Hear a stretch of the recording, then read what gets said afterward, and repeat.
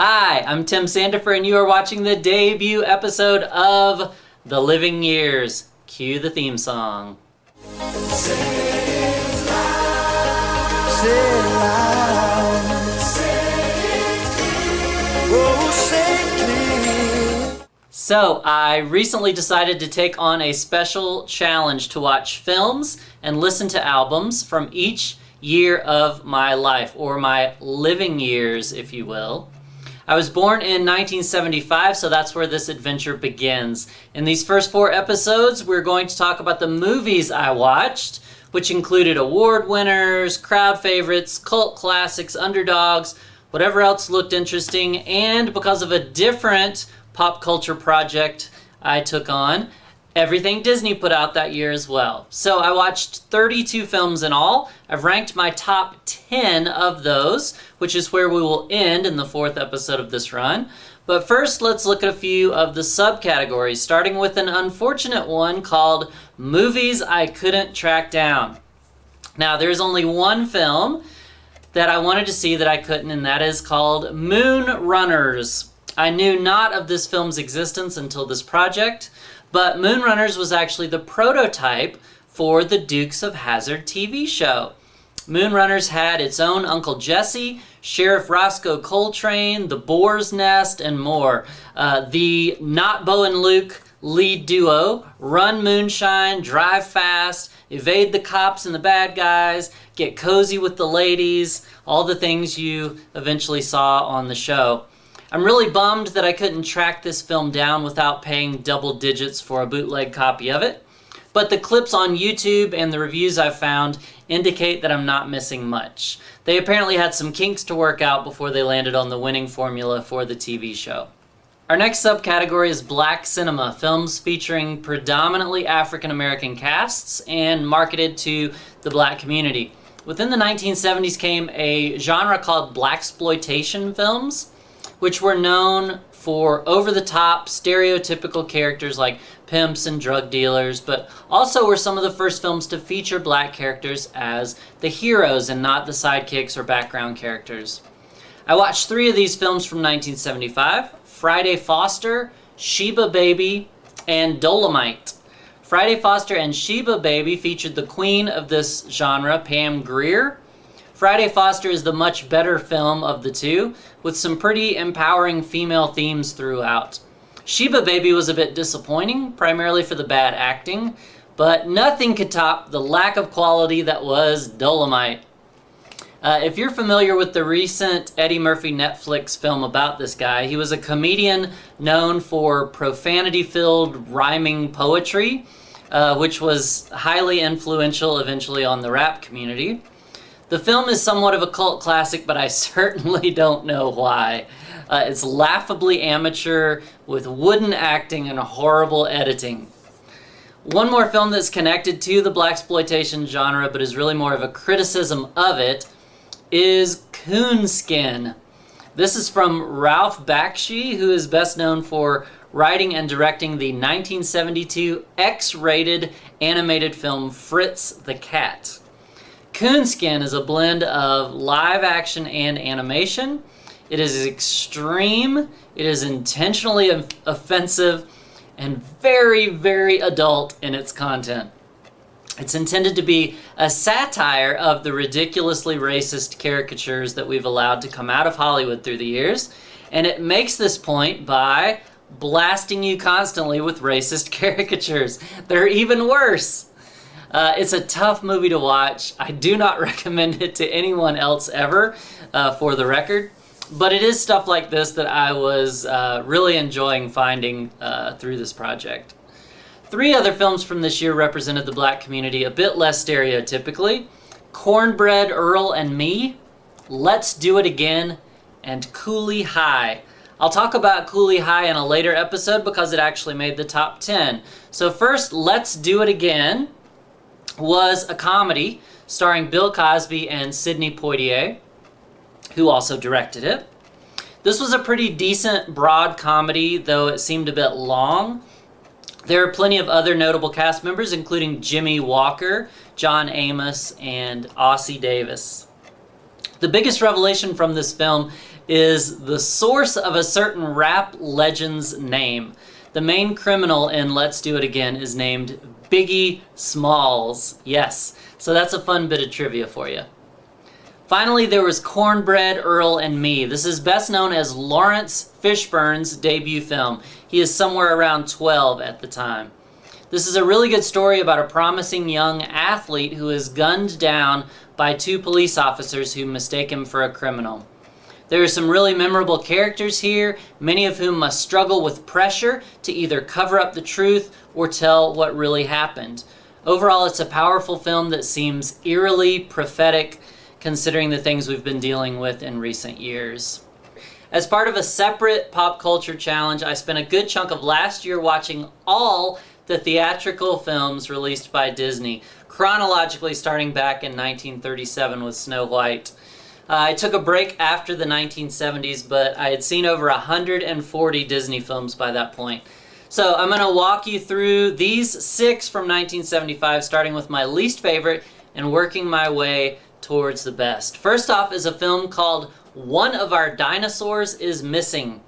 This goofy slapstick comedy might have been bearable, except for the fact that all the Asian characters are played very stereotypically by white English people, including Peter Ustinov. I would think that by the year of my birth that would have been frowned upon, but apparently not. It's grossly offensive to sit through and not that funny of a movie as a result. Next up is The Strongest Man in the World. This is the third film in a series about Dexter Riley and his friends at Medfield College. The first two were The Computer Wore Tennis Shoes and Now You See 'Em, Now You Don't. I got tired of these movies well before this third one, and it's also the weakest of the three by far, despite the title. The remaining 4 are all much better in my opinion. First, there's Escape to Witch Mountain, which I loved as a kid and still enjoyed as an adult. Up to this point in their output, the tension, mystery, and sci-fi elements were rare to see in a Disney film. But I cringed a little at the lazy storytelling in the last half hour or so as the kids start to just conveniently remember more and more things about their past that had been a mystery up to that point in the film. My third favorite Disney film of 1973 was the best of Walt Disney's true life adventures. This was a greatest hits from Disney's popular nature documentary series. They took the best moments from the 13 different true life productions, some feature films and some shorts. These were made mostly in the 1950s, and they stitched them together here as a tribute to Walt's love of animals. These are great nature documentaries, and the highlights reel is a great way to be introduced to them. Next up is Ride a Wild Pony. This is likely a title you are unfamiliar with, but I highly recommend it. It was filmed beautifully in Australia and is a tale of a poor farm boy and a paralyzed rich girl who both claim ownership of a particular pony. Both characters tug at our heartstrings and leave the audience wondering which one should and will get the horse. And if one of them doesn't, how can there be a happy Disney ending? This is a particularly solid effort at providing further nuance and gray area than most Disney films do. Finally, my favorite Disney movie of 1975, and probably many of yours as well, is The Apple Dumpling Gang. I remember very little about this film from childhood other than the hilarity of putting Don Knotts and Tim Conway in the same movie. And I do remember the little girl who always has to go pee.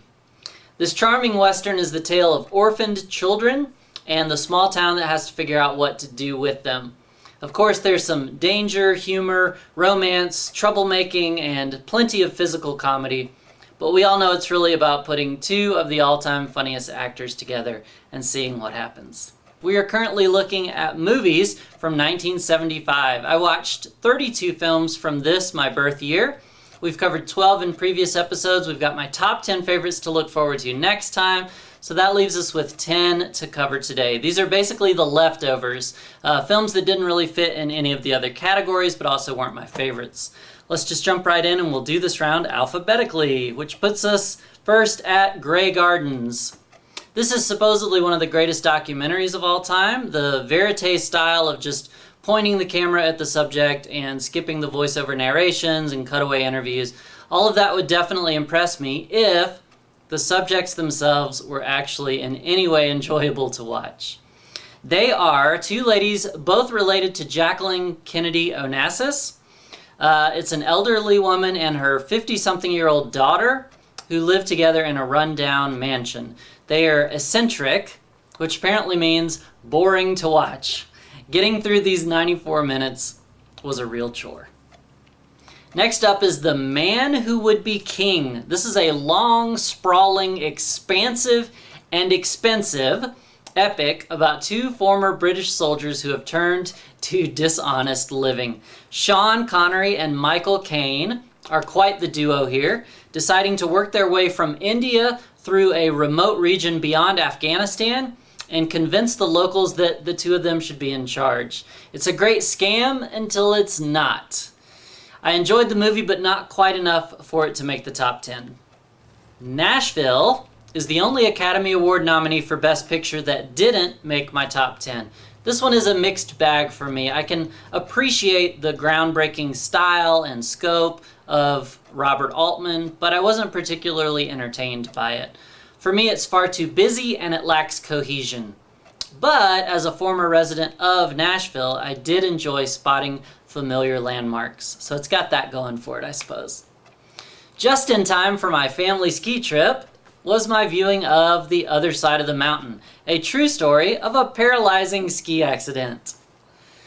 Hooray! I remembered seeing this one as a child. It's fine, and Beau Bridges' character is especially charming, but it's written and acted more like a soap opera, which was kind of the style with these sorts of stories at the time. There's a lot of melodrama, there's a lot of tugging at your heartstrings. Next is Return of the Pink Panther, my first ever viewing of a Pink Panther film. It was certainly funny. There was a lot of physical comedy as well as some good like airplane type humor. Like when he gets in a cab and he tells the driver, follow that car, and the driver gets out and starts running after it. But I'm of the opinion that a little goes a long way, and this movie is just too long and recycles the same jokes a few too many times. That Henry Mancini theme song, though, is the bomb. Rollerball would probably be in my number 11 spot, not quite making that top 10. This was a wild ride. It's like the Hunger Games, but with grown-ups and motorcycles and roller skates. The filmmakers have created a fascinating dystopian world in which corporations have replaced countries. And Rollerball is this gladiator-style entertainment with rules that can change at any time and players that are intentionally expendable. I really would have loved either a sequel or another act at the end to see what happened after the brutal final match. Shampoo is a film that was nominated for a lot of awards. Warren Beatty plays a hairdresser who loves to sleep with all the women. Shenanigans ensue, of course, and by the end he picks one that he wants to settle down with, but the movie didn't spend enough time showing me why he was so set on having her. It was entertaining, but far from a favorite. Also highly nominated for awards was The Sunshine Boys. This was my first Neil Simon film. I've always known of the name and the prestige, I suppose. Hopefully there's better stuff elsewhere because I didn't care for this one at all. Walter Matthau and George Burns shine for the most part, but their characters are caught in a series of never-ending we're old jokes. Mathau's grumpy old man is a real piece of work too, believe me. And apparently if your lead character is unlikable, the movie can be as well. Our next to last film in this episode is 3 Days of the Condor, a Sidney Pollack thriller with Robert Redford and Faye Dunaway. It had some great moments of suspense and mystery involving whether or not the CIA could be trusted. I had a few issues with it though, but I liked it for the most part. And last, but well, quite possibly least, is the rock opera Tommy. The stage production of The Who's album is transformed into a film here. I had high expectations going into this one, and just mostly spent the whole time wondering what in the world I had gotten myself into. Pinball, child abuse, Anne Margaret rolling around in beans, Tina Turner pushing drugs. This movie has everything. I thought I already knew how weird rock operas could get, but this is a new level of crazy for me. I have saved the best for last. So here are my 10 favorites of the 32 movies I chose to watch. In 10th place was Cooley High. This coming-of-age high school film focuses on two best friends as they interact with residents of their Chicago neighborhood, specifically the housing projects. It is great to see the fun and carefree nature in which this film flows, and the characters are written well as such real people, which was rare in this era of blaxploitation films. It's very evident that this movie influenced later filmmakers like Spike Lee and John Singleton. And much like American Graffiti before it, the soundtrack shines bright. In this case, with tons of Motown classics and a new composition written for the film, It's So Hard to Say Goodbye to Yesterday, which many of us would recognize as later covered by Boys to Men on their Cooley High Harmony album. See what they did there? My 9th favorite was the Rocky Horror Picture Show. It's the movie that defined the term cult classic. I've seen it before, but I watched it again with fresh eyes. I would love to be well-versed enough to know all the early sci-fi and horror B-movies that it's parodying, but the songs are great and it's just so darn weird. I don't love it, but I admire its creativity and its edginess. In 8th place, The Stepford Wives. This is one I've seen several times, but I never tire of watching it. They build the dread ever so slowly until the big payoff at the end. It's such a product of the 1970s too. The clothes, the cars, the furniture, the women's liberation movement, everything. Number 7 is the first Best Picture nominee to appear in our countdown, and that is Jaws. It's the prototype for the summer blockbuster. Steven Spielberg would get much better, in my opinion, at storytelling, but this is a good one for sure. It's fun, it's classic.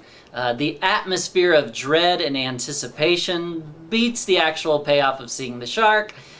Musically speaking, John Williams proves here that he can do so much more with 2 notes than anybody else I know. At number 6 is another Best Picture nominee, Stanley Kubrick's Barry Lyndon. I was really torn going into this one. I love Kubrick, but I don't usually care for British period pieces. So this one is even 3 hours long. But Barry Lyndon completely delivered. I loved everything about it, especially the everyone is equal when they die moment from the final title card. Our top 5 begins with an underdog, The Hiding Place. This is likely the greatest production by a Christian company, which for some of you might not be saying much. But it tells the true story of Corrie ten Boom and her family's efforts to protect Jews during the Holocaust. The writing, acting, sets, atmosphere, everything in this film is devoted in service to the powerful story that it is telling. And if your eyes are dry by the time Corrie herself comes out in the final minutes, then you are definitely a robot. My 4th favorite film of 1975 is Woody Allen's Love and Death. In addition to paying tribute to / poking fun at Russian philosophical literature, it's a constant barrage of clever silliness. Take, for instance, this dialogue between 2 women discussing their mutual dead lover's possessions. We should really divide up his letters. Fine, I'll take the consonants, you can have the vowels. This may be my favorite Woody Allen film, and though I've certainly not seen them all, I have seen quite a few. Number 3, our 3rd Best Picture nominee to make the list, Dog Day Afternoon. It doesn't get much better than this. Al Pacino is great as usual as an almost capable bank robber. The film lets us spend just the right amount of time with this story, and a thrilling mess of a true story it is. The Academy and I almost agreed on the best film of 1975, and my number 2 spot is One Flew Over the Cuckoo's Nest, which swept all the major awards at the Oscars that year. And for good reason, it's a great film. Everything works, especially the ensemble cast. The patients and the staff members of the mental institution are played for tears, laughs, and many other stops in between. The tragic yet also happy ending is well earned and very moving. Finally, my favorite film of 1975, and that is Monty Python and the Holy Grail. There's nothing quite like this comedy classic. It's so far outside the box that the box should probably just get thrown out at this point. Speaking of boxes, they check off so many of them here. Smart humor, stupid humor, meta humor, absurdist humor, so much more. Bravo to the 6 geniuses of the Python troupe for this and, frankly, everything they've done. And there you have it. This wraps up my first 4-episode journey through what I subjectively considered to be 32 of the most significant films of 1975 to watch and review for you. And now we move on to a new set of 4 episodes that will chronicle my deep dive into the albums of 75. When the dust settled, over 100 albums had been sampled or in most cases experienced in full. I've organized my favorites into a top 30 list that will be presented 10 at a time over the next 3 episodes. But first, we will cover all the leftovers today. This is everything that did not make the cut. First, we all know that there are only 2 kinds of people in the world, Elvis fans or Beatles fans. As for the King, he pushed out 2 new studio albums in 75, Promised Land and Today. These are from some of his final studio sessions. They are good, but not great. His most familiar late career hits came just before or after these. Elvis also put out 2 collections of hits in 75, Pure Gold and Double Dynamite, along with a reissue for some reason of the songs from the Frankie and Johnny film. The Fab Four were all performing separately by this point, of course. Paul McCartney was in Wings. Their 75 album is Venus and Mars, which is actually pretty good stuff. John Lennon decided to do an album of all 1950s rock and roll songs with mixed results. George Harrison's album Extra Texture, Read All About It failed to really do much for me. And then all Ringo Starr had for us was a greatest hits collection, as did John as well. Speaking of which, this was a big year for greatest hits albums. I rendered them automatically ineligible for the countdown, but some of the most popular collections this year include those by Carly Simon, Al Green, and Chicago, who each had new material this year as well. The Rolling Stones and the Beach Boys were apparently battling it out for the most hits collections, as both released 3 this year and no new material either.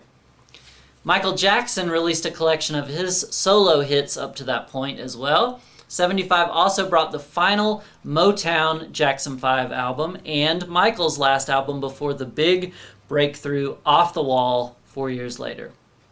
If you want to rock out, you can likely find what you need with Alice Cooper's Welcome to My Nightmare, Black Sabbath's Sabotage, or Aerosmith's Toys in the Attic, featuring Sweet Emotion and the original version of Walk This Way. Other rock gems from this year include Jefferson Starship's album, one by Rush, ELO, Styx, The Who, Ted Nugent, Roxy Music, AC/DC's first 2 released exclusively in Australia, and Kiss's Breakthrough Live album. The Bay City Rollers brought the pop with SATURDAY, Night. Then the dance, disco, funk, R&B, and soul albums made us move our feet with Casey and the Sunshine Band, featuring several of their hits like That's the Way, I Like It, ABBA featuring Mamma Mia and SOS, as well as the Bee Gees, Gloria Gaynor, the Isley Brothers, Rufus featuring Shaka Khan, War, Natalie Cole, Smokey Robinson, Ray Charles, Gladys Knight and the Pips, Tower of Power, and James Brown with 2 sad attempts at turning his hits into disco tunes. If you need to jam, Grateful Dead and Jeff Beck can take care of you. If you'd rather laugh, George Carlin and Richard Pryor have just what you need. If you've got the blues, Muddy Waters is your man. In the world of country, Guy Clark's Old Number One was a pretty big deal. Then there's Glenn Campbell, Waylon Jennings, and John Prine. If you're a little bit country but a little bit rock and roll, check out the Band's album, Northern Lights, Southern Cross. My favorite band of the present, Over the Rhine, covers one of their beautiful songs from this album, It Makes No Difference.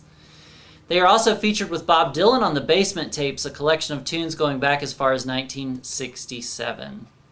If you've never been mellow, Olivia Newton-John can help you out, as can the Carpenters, Captain and Tennille with their signature hit, Love Will Keep Us Together, Judy Collins and her amazing hit, Send in the Clowns, along with everybody who contributed to the Mahogany movie soundtrack, featuring Diana Ross's Do You Know Where You're Going To? The contemporary Christian music releases of 1975 were not too shabby either. One will be featured in the top 30, but there were also memorable albums from Barry Maguire and Second Chapter of Acts, Liberation Suite, Pat Terry Group, Evie, Chuck Girard, Honey Tree, Jamie Owens, and Randy Matthews. Finally, we have what I hope can be an annual event, and that's the Spinal Tap Award. This is given to a very special album that truly represents that famous film quote, "It's such a fine line between stupid and clever." 1975's Spinal Tap Award winner is Lou Reed with his album Metal Machine Music. Over an hour of non-stop noise. Not ambient or industrial or something else that might actually be desirable to listen to. No, it is literally a non-stop jumbled mess. It's like a rebellion against his record contract or something. There's nothing remotely artistic or enjoyable here. In this episode, we begin my top 30 favorite albums of 1975, the year of my birth. A few arbitrary ground rules. I only let each artist have one spot, so if they had more than one great album this year, I'll be sure to mention that. Also, I don't consider greatest hits collections to be eligible because it's early material, but because they're different than the original recordings, I do allow for live concerts. So, with all that in mind, let's just jump right in. In the 30th spot is Nazareth with Hair of the Dog. This album rocks so hard. It's a great sound with the perfect vocalist for this style of music.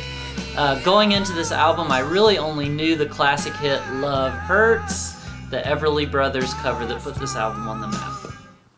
At number 29 is Gil Scott-Heron, a highly influential poet and vocalist teaming up with musicians Brian Jackson and the Midnight Band. They released 2 albums this year, The First Minute of a New Day and From South Africa to South Carolina. Musically, there's a combination of soul, jazz, and funk influences. Lyrical themes include oppression, revolution, spirituality, and more. As an ensemble, these guys have kind of a raw, unpolished way about their presentation. Gil Scott-Heron is not the greatest singer, but somehow all of this adds to the authenticity of the projects. My 28th favorite album of 1975 is David Bowie's Young American. I often don't care for Bowie's stuff, which is heresy, I know, to some of you. This album, however, grew on me. It's a departure into R&B, and it's pretty fly for a white guy. I feel his vocals are the weakest part about it, though, and when John Lennon and Luther Vandross drop by to help out, that changes things for me a little bit. You can't really go wrong with those two helpers. At 27 is Dolly Parton with her album The Bargain Store. I needed to clarify which because she released a whopping 4 albums in 1975. 2 regular releases plus an album with Porter Wagner and a best of collection. As for The Bargain Store, the title track is the best, but she does a great job on all of them.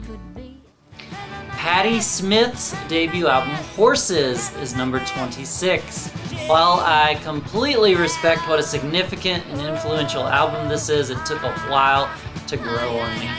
I don't particularly care for her voice, but then I thought maybe that's the point.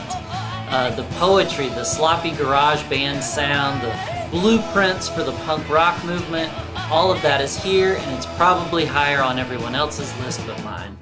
At 25 is Sir Elton John. He had 2 albums this year, my favorite of which was Captain Fantastic and the Brown Dirt Cowboy. Other than the amazing song Someone Saved My Life Tonight, I didn't know too many of these going in, but he can do no wrong in my opinion. I loved that this was an autobiographical concept album, and I didn't care as much for the follow-up, Rock of the Westies, a play on the term best of the Rockies, right? And the 24th spot is a real treasure of a find, the Johnny Cash Children's Album. This is one of 5 LPs this year from the Man in Black.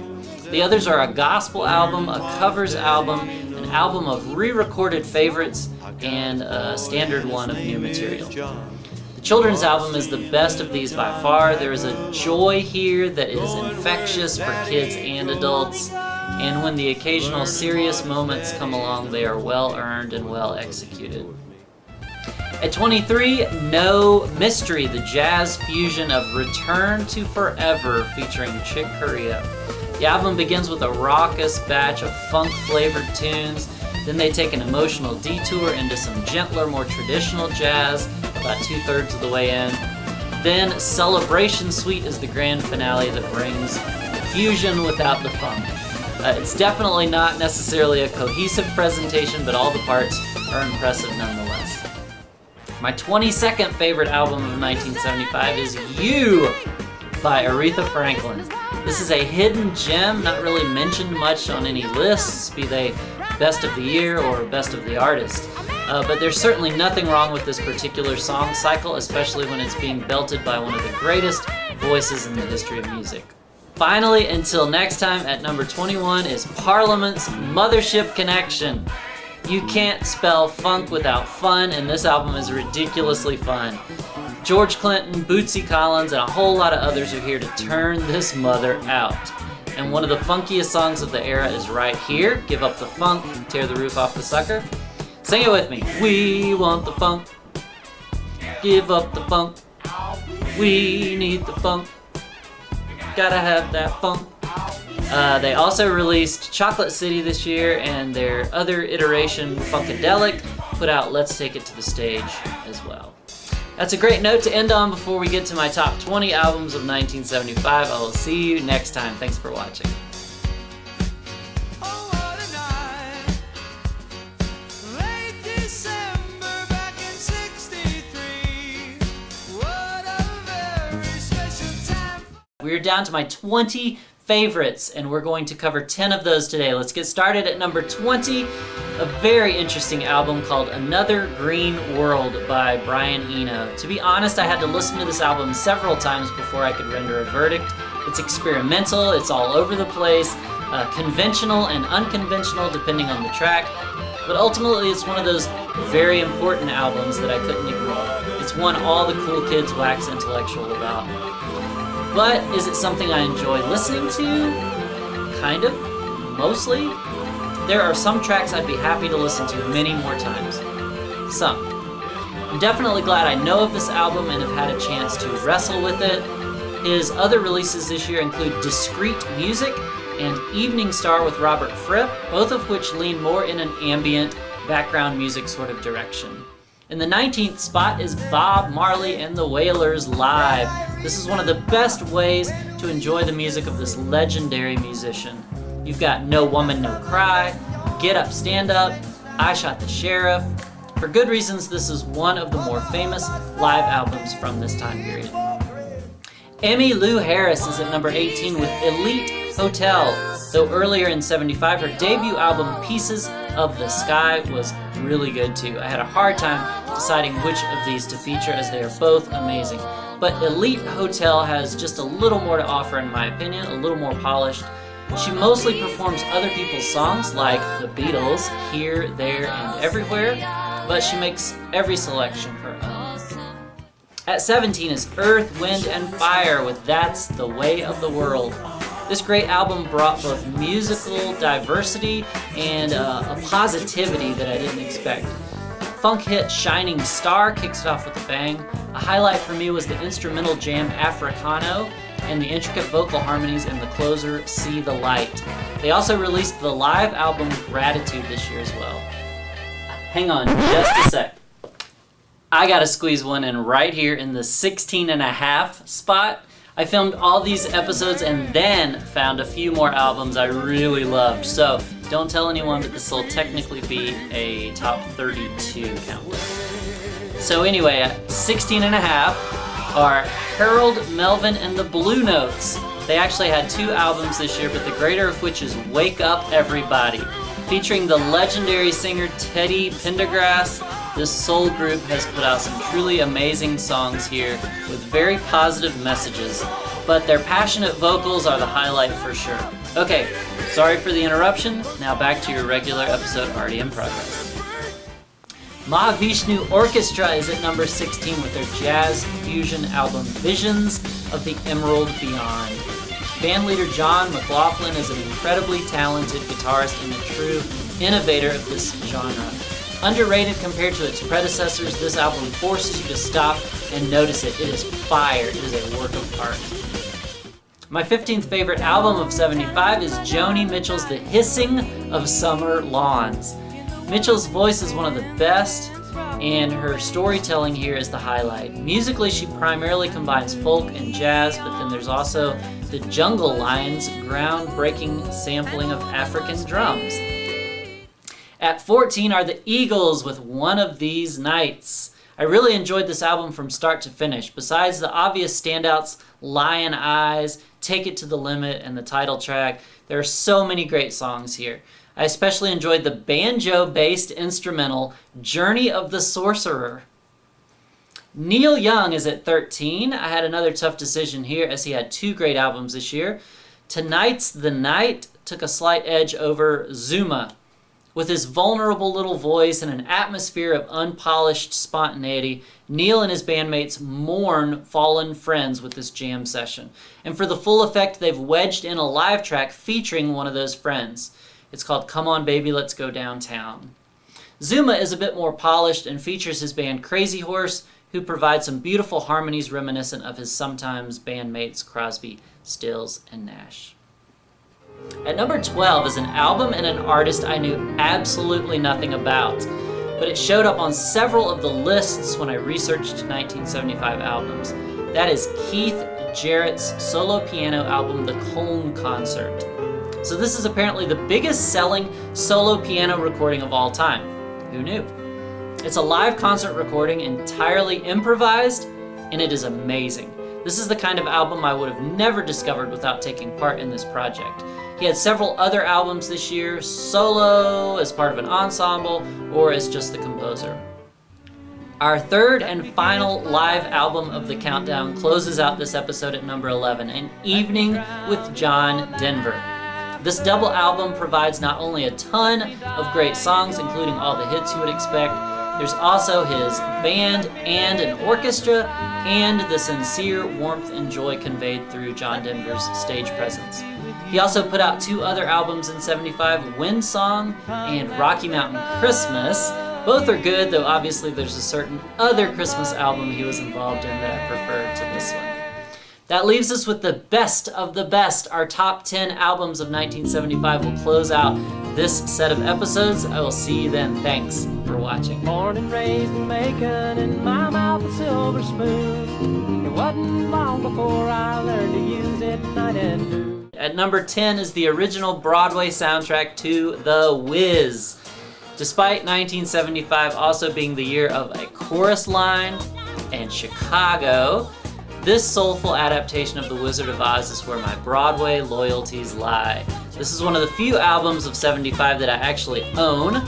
Every one of these tracks is solid, but my favorites are The Feeling We Once Had, Ease On Down the Road, and Everybody Rejoice. Our only contemporary Christian release to make the countdown is at number 9, Andre Crouch and the Disciples, Take Me Back. Thanks to my dad, I've been listening to these songs all my life. This is a beautiful collection of gospel with just a dab of pop and R&B in the mix.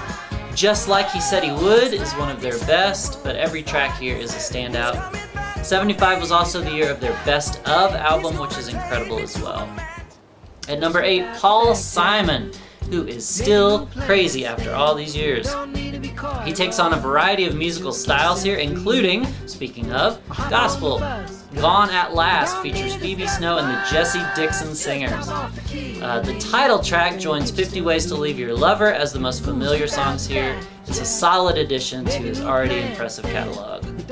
Willie Nelson is in the number 7 spot with his album Red-Headed Stranger.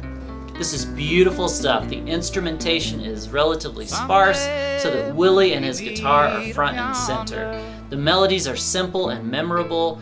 Coming into this album, I was only familiar with Blue Eyes Crying in the Rain, which was his first #1 hit, which is of course the best thing here, but there's not a bad track in the bunch. My new other favorites are Can I Sleep in Your Arms Tonight and Remember Me When the Candlelights Are Gleaming. Willie had 2 greatest hits collections this year as well, Country Willie and What Can You Do to Me Now. At number 6 is the self-titled Fleetwood Mac LP, often referred to as the White Album. I'm not sure I've ever listened to a full Fleetwood Mac record before, but I simply loved this one. There were plenty of familiar songs along the way. Landslide is here, along with Rhiannon and Say You Love Me. Those I didn't recognize by name, but I have known for years. Though Rumors is their most famous release to come later, I feel like this is just as good, if not better. Oops, I did it again. I left out another very important album when I filmed these episodes. I apologize. So right here between 5 and 6, we're going to squeeze in Tom Waits and his album Nighthawks at the Diner. Filmed in a recording studio but with a live audience, you get the best of both worlds. The real sense that you're in a smoky jazz club, but also a great sound. It's a good collection of songs, but his banter in between the songs is what really seals the deal. Tom Waits is funny, dark, a little absurd. He has an incredible way with words, and this album perfectly captures an experience with this musical genius. It just completely slipped my mind that this was from 1975, so I apologize profusely and send you back now to the countdown as originally filmed. Pink Floyd's Wish You Were Here begins our top 5. I'm not well versed in Pink Floyd's catalog, so this was a valuable experience to absorb a classic album from start to finish, and I love that it's designed to be listened to that way as a whole. I especially enjoyed the beginning and the end, the lengthy, sweet Shine On You Crazy Diamond. At number 4 is Physical Graffiti by Led Zeppelin. As a double album, this was a lot to take in, especially for me who doesn't listen to Zeppelin very often. But they are amazing at what they do. Kashmir for sure is a classic, It Is Here, but they shine on just about every track. It's safe to say this album seriously rocks. My third favorite is Bob Dylan's Blood on the Tracks. I've recently done a deep dive into the early Dylan albums. His recordings are kind of a mixed bag for me, but I definitely agree that he's a poetic genius. This is a rather strong album, though, possibly one of his bests as a whole. The most familiar tracks are my favorites, Tangled Up in Blue and Shelter from the Storm. On previous albums, I usually start to snooze when his songs surpass 5 or 6 minutes in length, but the few times that happens here, it's with rather lively songs, which solves that problem. As I mentioned before, this was also the year he put out the Basement Tapes with the band. Only 2 left. Our next to last album is Bruce Springsteen, Born to Run. I've always loved his albums, but my previous exposure was really with Born in the USA and Beyond, so I was excited to experience this classic, and it did not disappoint. My favorite tracks are those I was most familiar with, Thunder Road and Born to Run. Several songs stretched my assumption of what a track from The Boss should sound like in the best way possible. And finally, the moment we've all been waiting for. My favorite album of 1975 is Queen, A Night at the Opera. This is the only other one on the list besides The Wiz that I already owned, so I've enjoyed it for many years. Queen is so versatile here musically and lyrically, and 3 of the 4 band members get a turn on lead vocals. My favorites continue to be the obvious Bohemian Rhapsody, along with Love of My Life and 39. I hope you had as much fun with this as I did. Lists like this are entirely subjective. If there's a favorite of yours I left off or didn't do justice to in the rankings, be sure to let me know. I love to have follow-up conversations about these sorts of things. At some point in the future, I'll be back with my take on the films and albums of 1976. Until then, thanks for watching. In the